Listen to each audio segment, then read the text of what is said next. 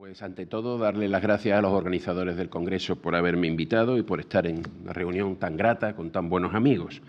Y qué decir, cuando me habló Juan José Iglesias de que participara, y claro, como no, de Historia de América, algo sobre el Atlántico, pues el viaje, la primera vuelta al mundo, la verdad es que me asusté un poco porque digo, ¿y ahora qué digo yo nuevo sobre este asunto, verdad? No es por presumir, de verdad, es para que me compadezcan. He dado por lo menos el año pasado algo así como 15 conferencias sobre Magallanes. Están escritos 2 o 3 capítulos de libro y ahora mismo está en marcha aquí en la universidad un libro sobre Magallanes en que participamos. O sea que, ¿qué digo yo nuevo? ¿No? Se fue mi pregunta. Entonces, ante un auditorio tan docto como el que tenemos, yo voy a dar por supuesto que ustedes conocen los sucesos del viaje de Magallanes, los principales hechos del viaje de Magallanes. Ya saben ustedes que es como el viaje de Colón, pero 30 años después, más o menos. El viaje de Colón costó 2 millones de maravedíes, el viaje de Magallanes costó cerca de 10. Esa es una diferencia. Como saben ustedes también, volvió un solo barco en Magallanes, de Colón pues volvieron 2 barcos. Pero eso lo voy a dar, insisto, por supuesto, porque no voy a hacer un viaje por acontecimientos, sino por sentimientos. Vamos a ver si sale bien, por sentimientos, sí. Sentimientos de los protagonistas. Cómo captar los sentimientos de esta gente que navegó en estas embarcaciones, estas 5 embarcaciones que dieron por primera vez la vuelta al mundo. Y me gustaría un poco trascender de la anécdota hasta llegar un poco a significados profundos, porque pienso que a pesar de que, insisto, voy a hablar de sentimientos, que parece anecdótico, me interesa sacar conclusiones, significados profundos. ¿Cómo hacerlo? Pues he hecho una selección de textos, una pequeña selección de textos, porque me han dicho que como máximo media hora y no me voy a pasar. Una selección de textos tanto de archivos como también de cronistas de la época, algunos que fueron en el viaje, otros, como por ejemplo Maximiliano Transilvano, que no fue en el viaje, pero los principales protagonistas le contaron qué había sido del viaje, ¿no? Eso es lo que voy a hacer, así que en el fondo les voy a hacer a ustedes un viaje de Magallanes como hacen los cocineros de la Nouvelle Cuisine, desestructurado. Como cuando le dan a uno una paella, en un cacharrito le dan el arroz, en el otro las gambas y tal, pues una cosa así, vamos a ver si se entiende, ¿no? Insisto, para que sea novedad. ¿Cuál es el primer sentimiento que yo he extraído de este viaje? El primer sentimiento es miedo. La gente tenía miedo de apuntarse a este viaje, mayoritariamente. No se querían apuntar a este viaje. Fíjense lo que dice el primer documento, una carta de los oficiales de la Casa de la Contratación al rey, cuando Magallanes estaba recogiendo tripulación aquí en el Arenal de Sevilla y veía que se apuntaban sobre todo portugueses. La Casa de la Contratación puso un poco el grito en el cielo, demasiados portugueses, y cuando explica al rey qué es lo que estaba pasando, dice: y en cuanto a la que su Alteza manda que en la dicha armada no vayan ningunos hombres de mar portugueses, Magallanes los recibió como hizo a otros muchos extranjeros de estos reinos. Conviene saber, venecianos, griegos, bretones, franceses, alemanes, genoveses, porque al tiempo que los tomó no se hallaba gente para la dicha armada de naturales de estos reinos, habiendo hecho pregonar en Málaga, en Cádiz, en todo el condado, es decir, en Huelva, y en esta ciudad de Sevilla el sueldo que su Alteza les manda dar. La gente no quería ir, a pesar de que les ofrecían 4 pagas de adelanto. 4 pagas de adelanto era mucho. Si una familia estaba apurada por cualquier motivo, recibir 4 pagas de adelanto suponía tal vez salir de un apuro. Y a pesar de todo, la gente no se apuntaba. ¿Qué pasa? ¿Los españoles eran más cobardes que otros países europeos? Fueron, como hemos visto, de casi todos los lugares del mundo. Franceses fueron 16, Luis. 16, no está mal, Es un grupo importante, era el tercero después de los italianos, que fueron 27, y los portugueses, que fueron 24. Así que 16 franceses. Los españoles eran más cobardes, ¿no? ¿Qué es lo que pasaba? Que los españoles tenían aventuras entonces mucho más rentables y menos peligrosas. Al mismo tiempo que se preparaba la expedición de Magallanes, se estaba preparando una expedición a Castilla del Oro. Fíjense el nombre, Castilla del Oro, es decir, Panamá. Se pensaba que Panamá estaba lleno de oro, después no tenía tanto. Entonces, los españoles preferían ir a Panamá que no dar esa vuelta al mundo tan arriesgada que vamos a saber qué es lo que pasaba, ¿no? Por cierto, fueron al final aproximadamente 2/3 de españoles, 1/3 de extranjeros, lo cual tampoco es tan raro. porque en la carrera de India, por lo menos el 20% de las tripulaciones eran siempre extranjeras. Los barcos del rey nunca tuvieron suficientes tripulantes locales. Simplemente cogían a gente que venía de fuera, se les pagaba menos, se les pagaba una soldada que a veces era un medio, un tercio, menor que a los españoles, se les daba en vez de vino agua con vinagre y, por lo tanto, pues eran gente que se escogía y protestaban menos en general. Así que siempre hubo extranjeros, pero en este viaje hubo especialmente muchos extranjeros, ¿no? Entonces, ese miedo, ¿cómo se venció? Porque al final se apuntaron 2/3 de españoles. Pues se venció con otro sentimiento, con ambición. Había ambición y era suficientemente fuerte como para superar el miedo. Cada tripulante tenía su secreta ambición. Algunos sabemos qué ambición tenían y también sabemos la ambición general. Por ejemplo, Magallanes. ¿Qué ambición tenía? ¿Quién era Magallanes? Magallanes era un hidalgo pobre. No era un rico hombre, no era un hombre que tenía vasallos y terrenos. Y él lo que quería es eso. Quería vasallos y quería ser dueño de alguna tierra. Por eso, en las capitulaciones, puso muy claro que él se quedaría con 2 islas de las que se descubriesen. 2 islas. Eso fue lo que lo mató, por cierto. Por intentar poner el orden en las Filipinas, acabó muriendo. Magallanes, que era un hombre con muchos complejos, era cojo. Dice el padre Las Casas, que lo conoció, que era pequeño de cuerpo y en sí no mostraba ser para mucho. Una persona, insisto, y además con una bala en el cuerpo que hacía que cojease, evidentemente, ¿no? Juan Sebastián Elcano, ¿cuál era su ambición? Juan Sebastián Elcano era un maestre sin barco. Un maestre era, en aquellos tiempos, el dueño de la embarcación, que navegaba a bordo en ella, ¿no? Y Juan Sebastián Elcano había perdido su barco. Simplemente no le fueron bien los negocios, se empeñó con unos comerciantes italianos y esos comerciantes italianos se quedaron con su barco, lo cual era un delito, venderle un barco a los italianos. Pero él lo que quería, pues, conseguir dinero para tener otro barco y ser de nuevo un maestre con barco. Y Pigafetta, el gran cronista, Pigafetta tal vez no iba por dinero, pero bueno, quería labrarse un porvenir. Él quería ser consejero áulico, saber mucho de la realidad y después ponerse a eso que le gusta tanto a la gente, a dar consejos. Consejero de algún gente importante y, por lo tanto, tener un trabajo, ¿no? Y el conjunto de la gente que iba, pues iba a hacerse ricos.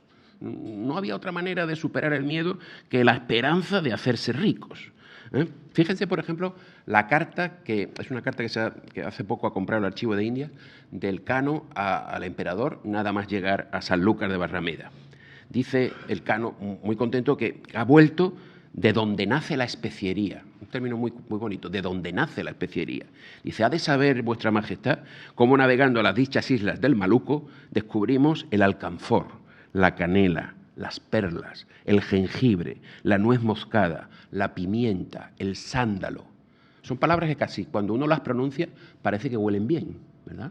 Parece que embriagan de perfume los sentidos y de codicia la voluntad, porque estos elementos eran muy, muy, muy caros, ¿no? Entonces, hacerse rico. Cuando la expedición se está montando, lo que más atrae a la gente, más que el sueldo, es lo que se llamaban las quintaladas. Las quintaladas era una especie de salario extra que se le daba a los marineros. De esa manera tenían ellos posibilidad de traer varios quintales, de ahí el nombre, de especias. Ellos podían hacer su pequeño negocio personal. Esas quintaladas después, la especia vendida en el mercado, daban una gran cantidad de dinero. Y fíjense lo que cuenta Ginés de Mafra. Ginés de Mafra es uno de los cronistas que a mí más me gusta de la expedición. Complementa muy bien a Pigafetta y es mucho menos conocido. Ginés de Mafra era jerezano y este sí que nombra el Cano y da una visión, insisto, complementaria a la a veces muy sesgada de Pigafetta. Mafra cuenta que cuando estaban ya en las Molucas, les cuento el viaje desestructurado, sin orden, sino por sentimientos, ¿no? Estaban ya en las Molucas, están recogiendo especias y los barcos cargan 2.000 quintales para el rey y 400 para la compañía. La compañía, los compañeros de la tripulación. 400, el 20%. El 20% de las especias era para la gente. Y fíjense el dato que da Mafra sobre el precio de las especias. Dice, el rey, que se llamaba Almanzor, el rey de Tidore, era musulmán y le llamaron Almanzor, Al-Mansur, el vencedor. El rey que se llamaba Almanzor, se obligó a cargar ambas naos de clavo y de cada bajar ¿Qué es peso de la tierra? Que serán 5 quintales o más de Castilla, por cosas que compradas en Castilla no costaban ni 3 ducados. Es decir, en Tidore, en origen, 5 quintales de clavo les costaron 3 ducados. En Sevilla, esos mismos 5 quintales se vendieron por 210, 70 veces más, 7000%. Ese era el viento que impulsaba las naves de Su Majestad para llegar a las Molucas, 7000%. Claro, ese no era el beneficio neto, al final había que quitarle los gastos.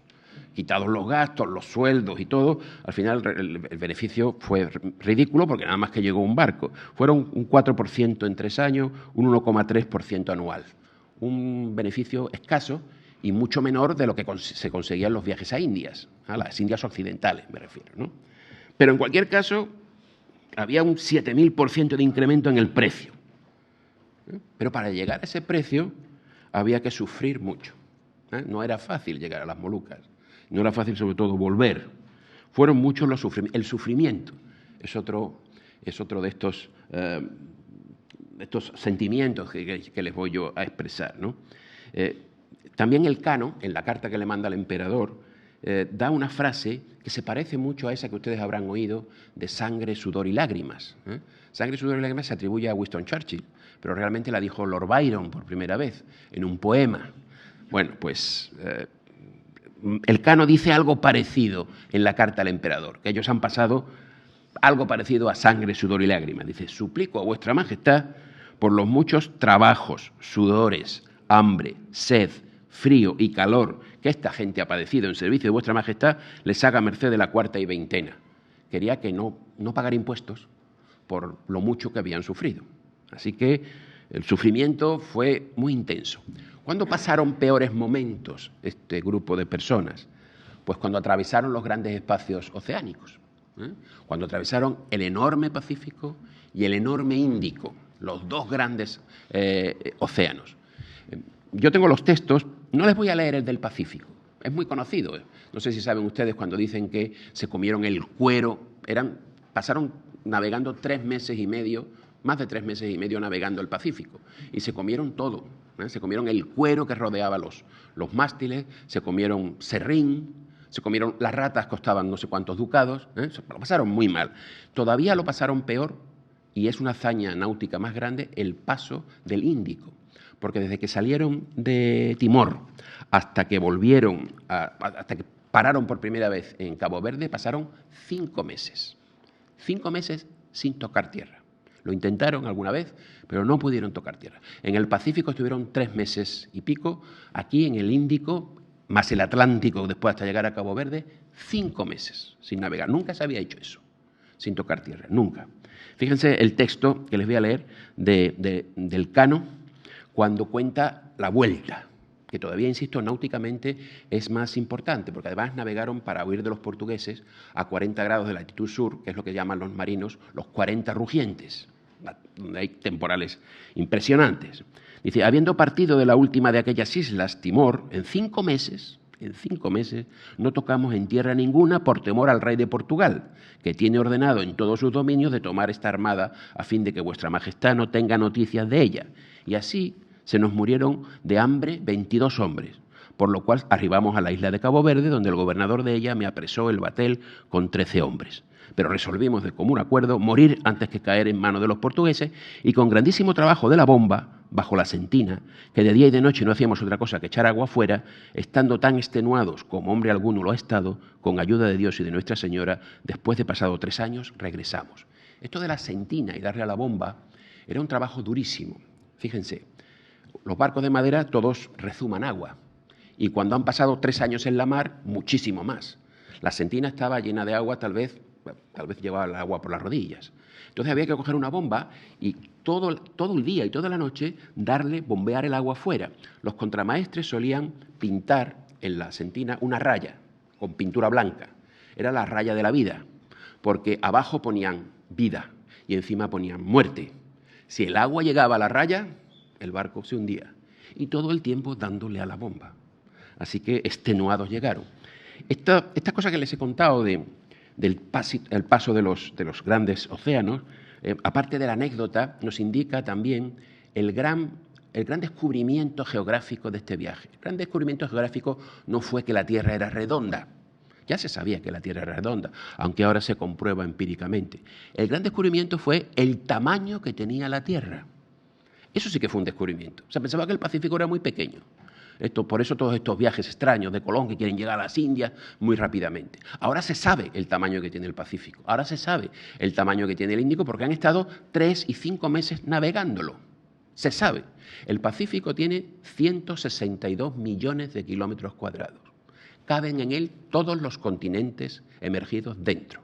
Cabe, por ejemplo, la península ibérica 300 veces. Y Asia cabe 4 veces en el Pacífico. Asia tiene unos 44 millones de kilómetros cuadrados frente a 162. Ese es el descubrimiento geográfico importante, ¿no? Bueno, lo pasan muy mal en estos grandes tránsitos de los océanos, pero a veces ahí lo pasan también mal estas personas con pequeños sufrimientos, no tan grandes, con ansiedades, con dudas, con tristezas, ¿no? Separados, aislados en estos barcos, ¿no? Fíjense la ansiedad, que es muy mala consejera, de Magallanes en medio del estrecho. El estrecho de Magallanes tiene 550 kilómetros. De aquí a Madrid, de estrecho, de aquí a Madrid. Tardaron más de un mes, que es lo que tardó Colón a pasar el Atlántico. Colón atravesó el Atlántico un mes y poco.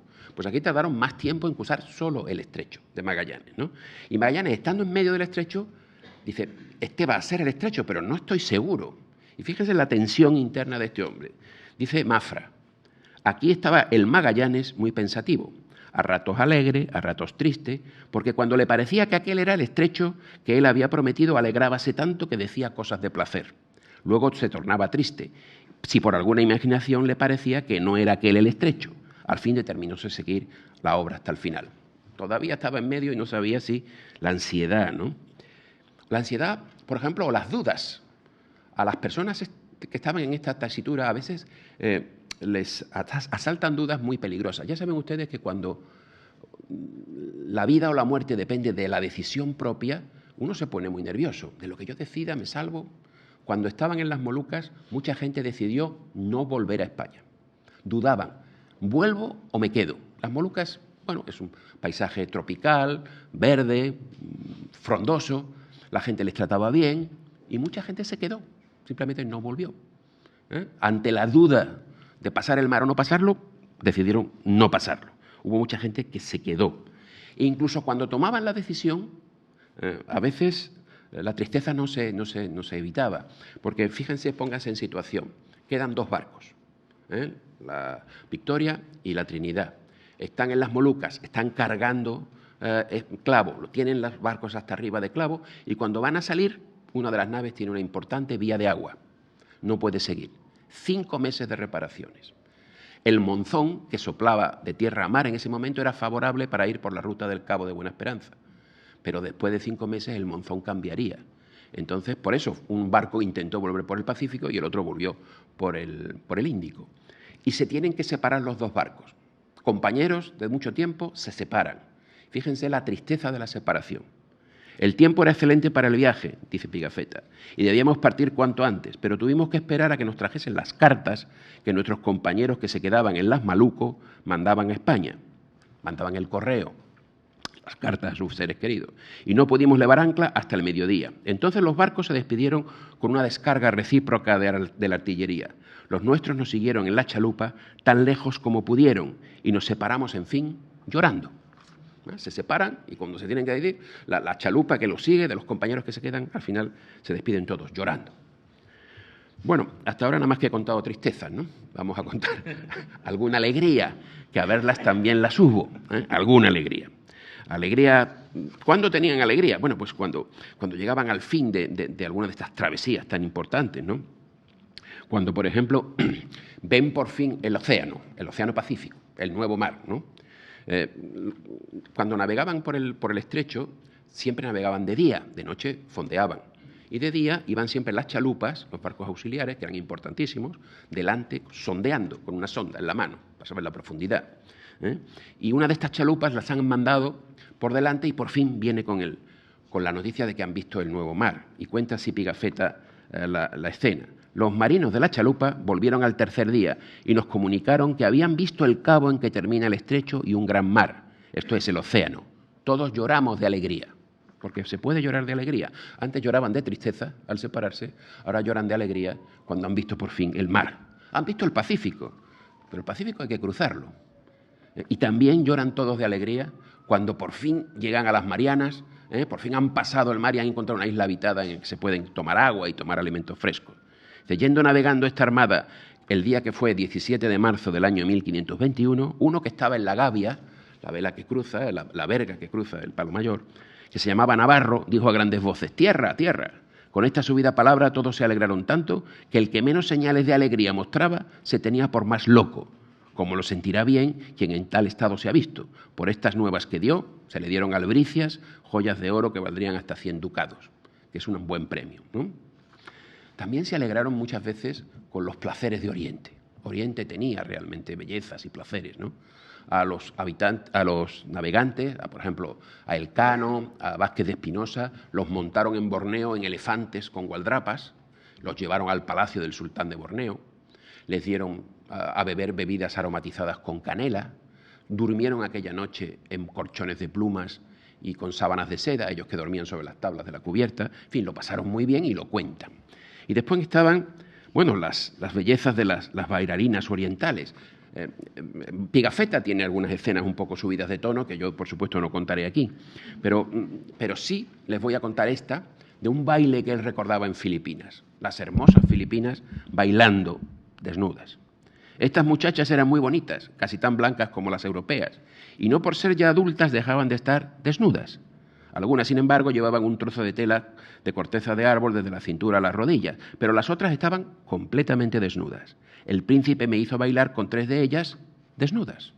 Y repite, le gustó. Ahí lo pasó bien, ¿no? Pero fíjense otra cosa.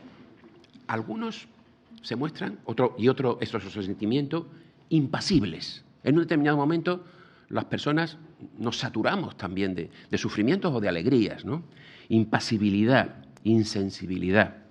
Hay un personaje que es Francisco de Albo. Francisco de Albo es el cronista más técnico, el que va diciendo los rumbos, las distancias. Es un magnífico testimonio para quien quiera saber por dónde de verdad fueron. En los cuadernos de derrota siempre los marinos se dejan traslucir sus emociones, cuentan, han llegado a una isla y cuentan un poquito. Pues fíjense lo que cuenta Albo, que es parco, cuando por fin, después de 3 años, ven por fin la costa de la península ibérica, el Cabo de San Vicente. Y lo que dice en su diario, y así acaba, es: a los 4 del dicho mes de septiembre de 1522, por la mañana, vimos tierra, y era el Cabo de San Vicente, y nos estaba al nordeste, y así cambiamos la derrota al este-sureste, para apartarnos del dicho cabo. Fin del derrotero, no dice más. Han llegado por fin después de 3 años, dice, vimos el cabo, cambiamos el rumbo, ya está. Una cosa que realmente muestra una impasibilidad. Este hombre era especial. Pero es que la muerte también les hacía impasibles en algunos casos. Ahora nos tenemos que poner en situación de esa nave, no la Victoria, la Trinidad, que intentó volver por el Pacífico. Querían llegar a Panamá. Todavía México no estaba conquistado. Se estaba conquistando en ese mismo momento. Pero Panamá sí. Sabían los españoles que en Panamá había una colonia española. Iban a Panamá, pero no llegaron. A la altura del Japón se les desató una epidemia, posiblemente escorbuto. El escorbuto produce hemorragias en los dientes, pero también hemorragias internas. La gente se llena de sangre y se muere. Y hacen la primera autopsia a bordo de la que hay noticia. Abren un cadáver para ver de qué se muere, para que la gente no se siga muriendo. Y dice Mafra, en esta altura, la altura del Japón, se les comenzó a morir la gente, y abriendo uno para ver de qué morían, halláronle todo el cuerpo, que parecía que todas las venas se le habían abierto y que toda la sangre se le había derramado por el cuerpo. Por lo cual, de ahí en adelante, al que adolecía, sangrábanle, pensando que la sangre los ahogaba, y también se morían a pesar de sangrarlo. Dejábanlo de sangrar y tampoco se escapaba. Así que el que una vez se enfermaba, como cosa sin remedio, ya no le curaban. Entonces, bueno, está lleno de sangre, vamos a hacer una sangría, a ver si es por exceso de sangre. Vemos que le hacen una sangría y también se muere, pues se acabó, se murió. Y ya no hacían nada, insensibles ante la muerte. Cuando Este barco llega y se entrega a los portugueses en las Molucas, estaba la cubierta llena de muertos y los vivos no eran capaces de echar a sus compañeros cadáveres al agua porque no tenían fuerza. Dice Mafra también, cuando llegaron los portugueses, a la nao de los nuestros, ya en la cubierta estaba llena de algunos muertos y los vivos, que estaban tales, no los podían sacar fuera para echarlos al mar. Bueno, como vemos, impasibilidad a veces, pero también tenían un enorme orgullo de haber hecho la gesta. Los que sobrevivieron estaban muy, muy orgullosos de haber hecho esa gesta. Por ejemplo, Mafra dice que estaba orgulloso de haberse hallado en una cosa que antes que él nadie había hecho. Eso eran conscientes. Desde el principio, cuando llegaron, aparte de tener el barco lleno de especias, dijeron, nosotros hemos dado la vuelta al mundo. Y en esto, ellos sabían que habían superado a los clásicos. Esto es importante. El Renacimiento no es solo que Miguel Ángel pinte la Capilla Sixtina, es también que esta gente ha dado la vuelta al mundo. Eso es tan importante para el sentimiento de refuerzo personal que significa el Renacimiento. Fíjense lo que dice Maximiliano Transilvano. Maximiliano Transilvano era secretario del emperador, unido con Cristóbal de Haro por lazos familiares, y él recibe el testimonio, dice el emperador, que vengan los 3 más listos a contarle las historias. Entonces viene el Cano, y entonces dice Maximiliano Transilvano, son, por cierto, estos 18 marineros que con esta nao aportaron a Sevilla más dignos de ser puestos en inmortal memoria que los argonautas que con Jasón navegaron. Porque aquel griego navegó desde Grecia solamente por el mar del Ponto, por el Mar Negro. Y esta nao, viniendo de Sevilla, volvió a Sevilla. ¿Qué es el Mar Negro? El Mar Negro es un charco. Nosotros hemos navegado por el Pacífico, por el Atlántico. Nosotros hemos superado a los griegos, ¿no? Así que aquí hay este sentimiento de superioridad, porque tal vez estos marineros también hacen otra cosa importante. Están dando inicio a la ciencia moderna. Ellos empiezan con el fin de los monstruos. Ellos no ven monstruos en el camino. Y empiezan, después será, mucho después, ¿no? Pero será el viaje de Darwin y el Beagle, clasificando plantas y animales. Así empezó la ciencia moderna, entre otras cosas, ¿no? Bueno, pues estas personas están también seguros de que han superado a los clásicos, porque ellos no dicen estas cosas que decían los griegos, a pesar de ser tan inteligentes, de mitos unidos con la historia. Fíjense lo que dice también Transilvano sobre comentarios que le habían hecho los navegantes. Dice, Herodoto, padre de la historia, autor clarísimo, tiene que la canela se halla y se coge en los nidos de las aves y que mayormente se halla en la del ave fénix. De cierto creemos ser fabulosas y cosas no verdaderas las que los autores antiguos dejaron escritas. Heródoto se equivoca. Así que, bueno, en general, estos hombres empiezan a finalizar la creencia en monstruos y en ideologías, pero no lo hacen del todo. Todavía hay una cierta tendencia a considerar que algunos de esos episodios les cuentan que pueden ser verdaderos. Y voy a cortar un poquito porque estoy pasando, no me queda mucho, pero sí voy a cortar un poco. Yo sí les quisiera decir que el que estos marineros todavía tuvieran algunos sentimientos de creencias en mitología no es raro, porque en esta época el emperador César Carlos, cuando se hizo testamento y se vieron los objetos que tenía personales, tenía muchos objetos que eran realmente dignos de alguien que tenía más que fe, supersticiones. Dice que tenía don Carlos en su patrimonio, el emperador, una piedra filosofal guarnecida de plata que le dio el doctor Beltrán, una piedra filosofal para convertir todo en oro. Bálsamo que dicen que es apropiado para el veneno, una sortija de oro engastada con una piedra de restañar sangre, un brazalete y sortijas de oro que tienen huesos que todos dicen que es apropiado para las almorranas, una piedra azul que dice que es buena para la gota y un pedazo de cuerno de unicornio. Así que fíjense lo que tenía el emperador. Bueno, estos hombres también tenían algunas creencias de estas, ¿no?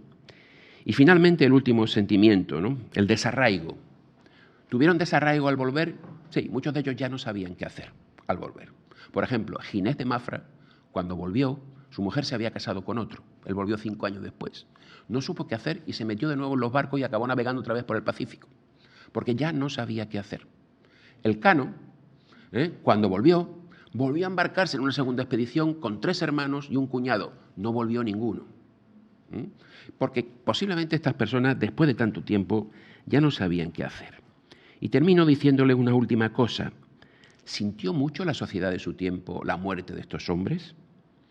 Pues yo creo que no. Fíjense lo que dice Maximiliano Transilvano, el secretario del emperador, sobre esta expedición. Dice, considerando el emperador que lo que se podía aventurar en hacer una armada era poco, en comparación con el interés que se esperaba, mandó aparejar de su fisco 5 naos.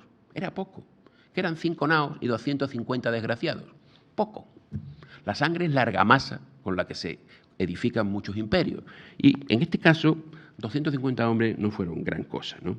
De los 200, hubo 50 que desertaron, de los 200 que navegaron todo el tiempo, regresaron solo 30, 18 y después algunos más. Así que es un 15%, ¿no? Estos hombres sabían ese riesgo, claro que lo sabían. Sabían, pero los hombres de mar siempre han visto el mar como una lotería, como una apuesta vital. Una apuesta que normalmente se suele perder. Siempre en la lotería uno invierte con la esperanza de ganar, pero normalmente pierde. Porque no sabían la frase de Antonio de Guevara. Antonio de Guevara es un gran prosista español del Renacimiento, el de alabanza de aldea y de menosprecio de corte, ¿no? Pues tiene una frase, porque él fue también capellán en las galeras del rey, que dice: la mar es mina, a do muchos se hacen ricos, y un cementerio a do infinitos están enterrados. Pues esto es lo que le quería contar. Muchas gracias.